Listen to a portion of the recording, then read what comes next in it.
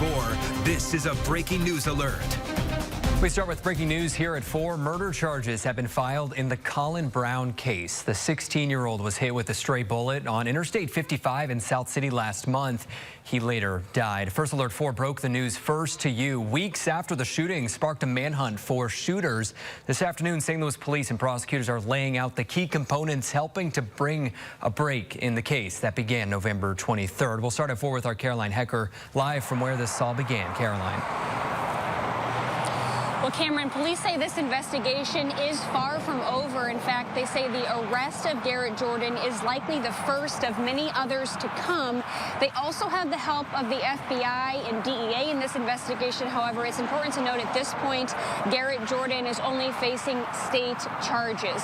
All of this work, the result of an investigation, obviously, but police quick to point out that surveillance videos submitted by the public helped them piece all of this together.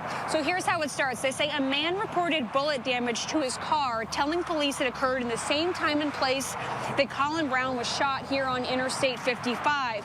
That man told police that it had happened after he left a house on Minnesota Avenue in South City.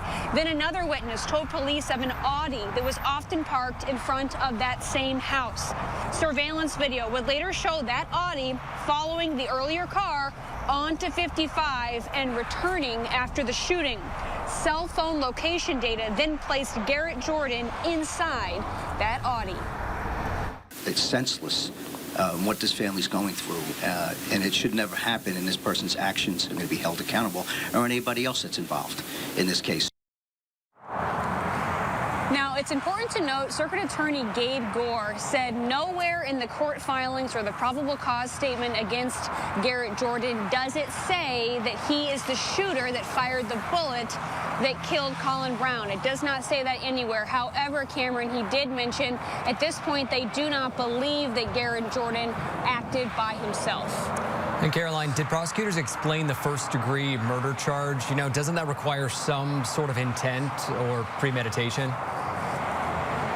So Gabe Gore pointed to a piece in the law. It's called transferred intent, and it's a piece within criminal law that will hold a defendant responsible for injuring a second person, even though their intention was to harm somebody else. So that is his explanation as to that first-degree murder charge being applied to Mr. Jordan, while, again, this investigation, they say, is likely to yield additional arrests, Cameron.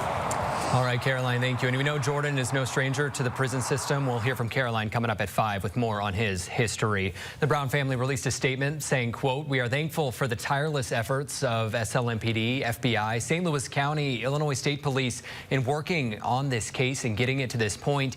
They go on to say, quote, "Hopefully this shows that senseless violence such as this that took Colin from us all cannot be committed without consequence." At 11:57 this morning, we were the first to alert you that charges had been filed in the Colin Brown murder case. Make sure you have the First Alert 4 news app downloaded. We will, of course, alert you as this case continues to unfold.